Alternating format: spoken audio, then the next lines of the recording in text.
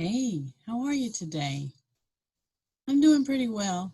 It's morning here, so I'll say good morning, but it might be afternoon or evening when you're watching this, so I never know which one to say. Today, we're going to read another Curious George book. This one is about George learning the alphabet. Curious George Learns the Alphabet. The book is by Margaret and H.A. Ray. Let's get started and watch George learn.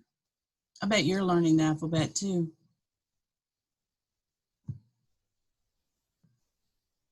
Oh, went too far. Here we go.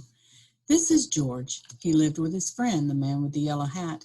He was a good little monkey, but he was always curious. This morning, George was looking at some of his friend's books. They were full of little black marks and dots and lines, and George was curious. What could one do with them?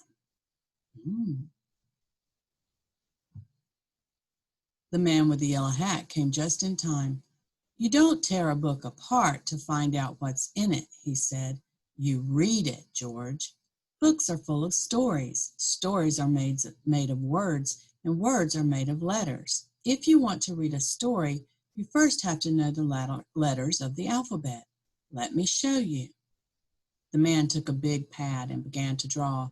George was curious. This is an A, the man said. The A is the first letter of the alphabet. Now we add 4 feet and a long tail, and the A becomes an alligator with his mouth wide open.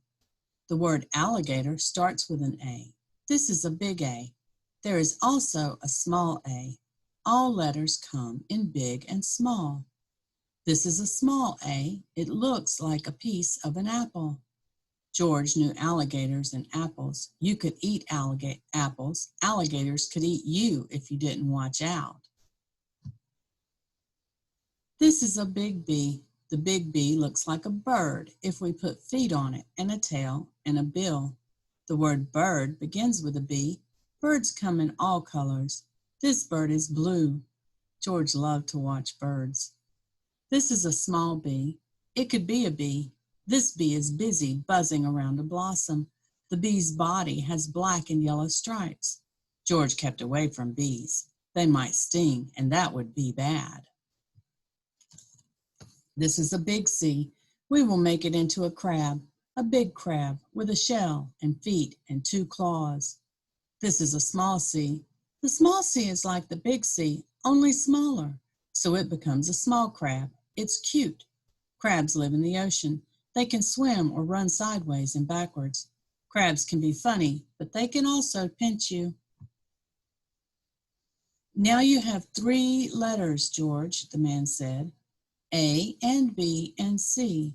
With these 3 letters, you can make a word. The first word you can read yourself. The word is cab. You know what a cab is. I once took you for a ride in a cab, remember? And now let's draw the next letter. The big D could be a dinosaur. There are no live dinosaurs today. They have died out. Those you see in museums are dummies. George had seen dinosaurs in a museum once. The small D looks like a dromedary. A dromedary is a camel with 1 hump. Riding on a dromedary can make you dizzy because it goes up and down, up and down, up and down. The big E is an elephant.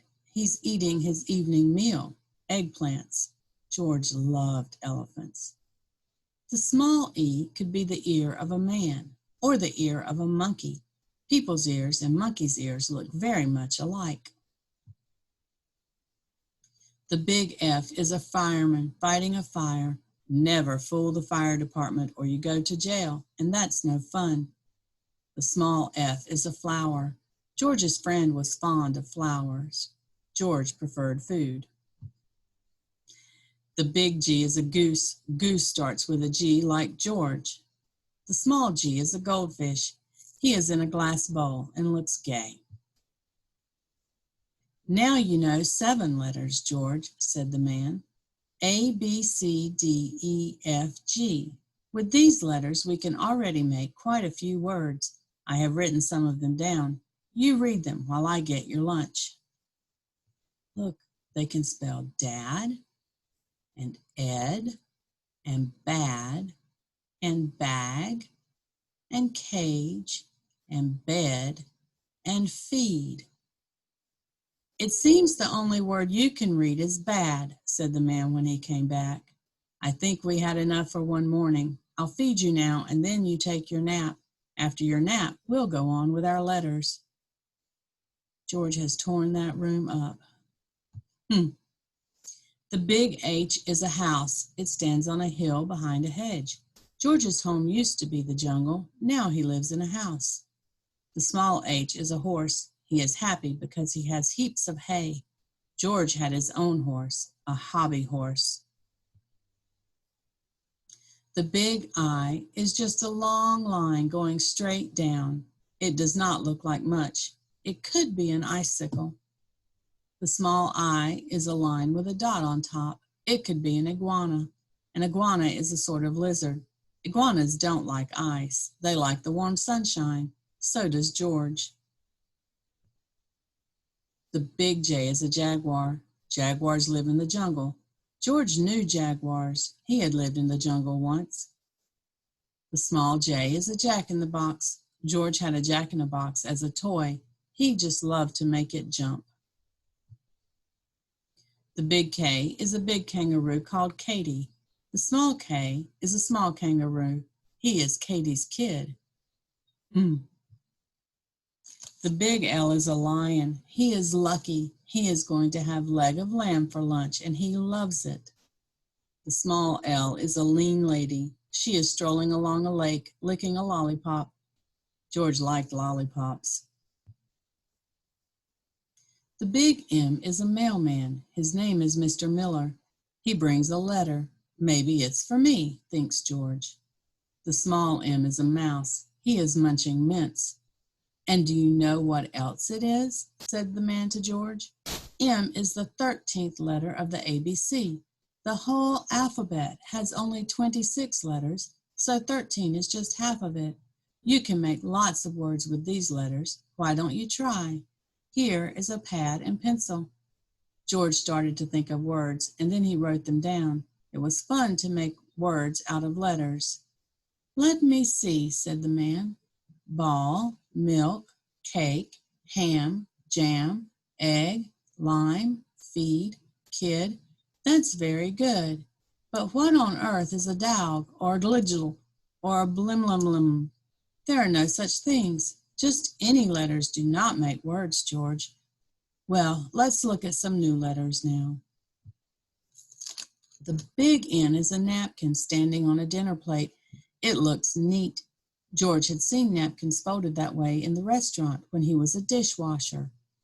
The small N is a nose in the face of a man. He has a new blue necktie on and is nibbling noodles. The big O is a big ostrich, and the small O is a small ostrich, of course. Ostriches eat odd objects. One ostrich once had tried to eat a bugle that belonged to George. The big P is a big penguin, and the small p is a small penguin. These penguins live near the South Pole. They use their flappers as paddles. George knew penguins from the zoo. The big Q is a quail. Quails have short tails. You must keep quiet if you want to watch quails. They are quite shy. The small Q is a quarterback. A quarterback has to be quick. George was quick. He would qualify for quarterback. And now get your football, George, said the man. It will do you good to play a little before we go on with your letters. George knew how to play the game. He knew how to carry the ball and how to take a three-point stance and how to get ready for the kickoff. He was a fine halfback, too, and he could make a short pass or recover a fumble. Good game, said the man, but time's up now. Back to the alphabet. The big R is a rabbit. Some rabbits are white with red eyes. Rabbits love radishes. George loved rabbits. He had one as a pet. The small R is a rooster. The rooster crows when the sun rises. Two roosters will start a rumpus. They really can get rough. The big S is a big snail, and the small s is a small snail. Snails are slow. They sneak into their shells when they are scared of something. George thought snails looked silly. The big T is a table. The table is set for two. It is time for tea. George did not care for tea, but he liked toast. The small T is a tomahawk. George had a toy tomahawk. It was a tiny one. He took it along when he played Indian. He also had a teepee, an Indian tent. Now it's time for a snack, said the man. Run over to the baker, George, and hand him this note. Then come right back with the doughnuts, 1 dozen of them, and no tricks, please. George was curious. He looked at the note the man had written. 1 dozen doughnuts. Maybe he could write something on it too. How about writing 10 instead of 1? He had just learned the T. First a T, then an E, then an N. Said the baker. 10 dozen doughnuts is quite a lot, but that's what the note says. We need an extra big bag for them. Why, George, cried the man. Then he saw the note. Well, that comes from teaching the alphabet to a little monkey, and I told you no tricks. You may not eat any doughnuts now, George. Put them back in the bag, and let's go on with the letters. The big U is a big umbrella standing upright. The umbrella handle is also like a U. George knew how to use an umbrella. The small U is a small umbrella. When it's raining, umbrellas are useful, but you must keep under the umbrella unless you want to get wet. George thought rain was a nuisance. The big V is a big Valentine, and the small V is a small Valentine. George loved Valentines. He got several Valentine cards each year. 1 card came from Nevada. The big W and the small w are whiskers, big ones and small ones. A walrus has whiskers. Some men have whiskers, and cats have whiskers. George did not have whiskers, but he was curious how he would look if he did. The next letter of the alphabet is X. The big X and the small x look alike, only one is big and one is small, just like the big W and the small w, or the V, or the U, or the S, and some of the other letters. But, said the man, there are few words that start with an X, and they don't look like an X, except one, and that is Xmas. Santa stands for Xmas. There is only one Santa, so we need only one picture. George thought Xmas was exciting. The big Y is a big yak, and the small y is a small yak. He is still young. Yaks live in Tibet. If you haven't seen any yaks yet, you may find one at the zoo. The big Z is a big zebra, and the small z is a small zebra. The zebras are zipping along with zest. And do you know what? Said the man. Z is the last letter. Now you know all the 26 letters of the alphabet, and now you may have the donuts. The end. I hope you've enjoyed our book today. One thing I find when I'm reading these older books is that there are words in there that we wouldn't say today. Like this book was written a long time ago, and it refers to the people who were here first as Indians, but today we call them First Peoples or Native Americans, right?